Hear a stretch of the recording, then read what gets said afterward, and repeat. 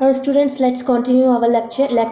I said autotrophic nutrition is divided into two parts. One is the photosynthesis and the other is the chemosynthesis. So what is about photosynthesis? Of course, green plants. In plants, chlorophyll pigment is present, which trap the solar energy from the sun and consume carbon dioxide and water and convert it into the glucose. Okay, produces the glucose.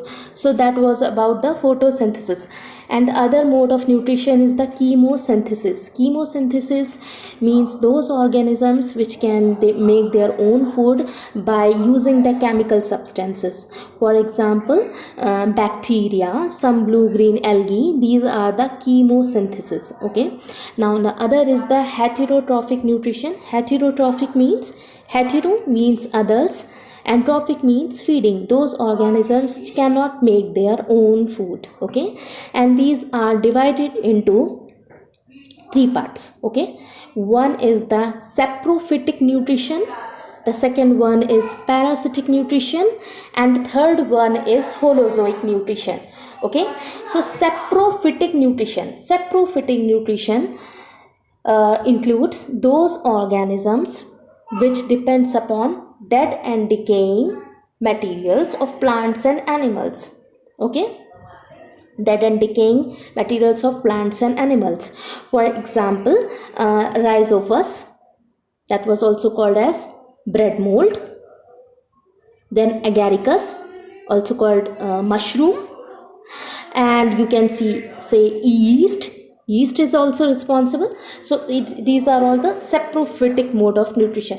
And the other is the parasitic mode of nutrition. Parasitic mode of nutrition are those organisms which depends on other living organisms and they harm them. When they depend upon the other organisms, these are the parasites. When I am saying the organisms which are attacked by this are called as host. Okay, for example, ticks, lice, bedbugs, tapeworm, cuscuta, plasmodium. Okay, ticks, lice, bedbugs, tapeworm, cuscuta, and plasmodium. Okay, so ticks is basically found in the intestine of cattle. Okay, and some animals. So ticks are found in that. So it's a very important. And the other one is tapeworm.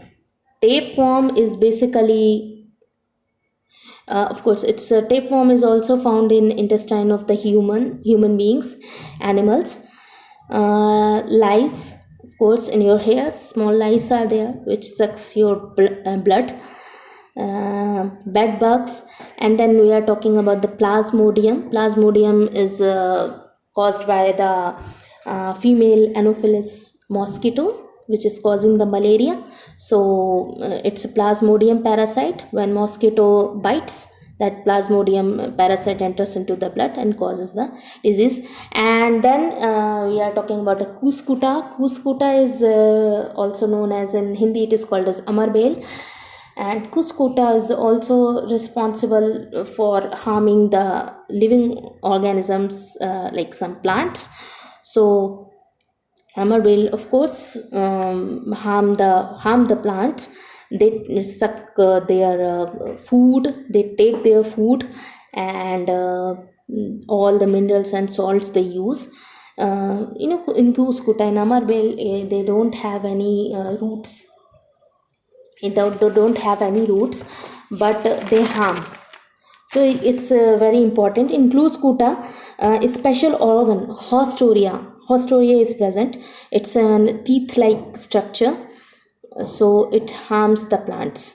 Okay, now and we're talking about the holozoic nutrition. Holozoic nutrition include those organisms which have ingestion, digestion, assimilation, absorption, excretion process occurs, all the 5 steps occurs. Of course, in digestive system also I have said. So it includes all plants and animals. Okay, so students, now I am showing you a chart. You can see this chart and you can draw in your copies, so it's easy for you to learn. once again. In next video I will show you.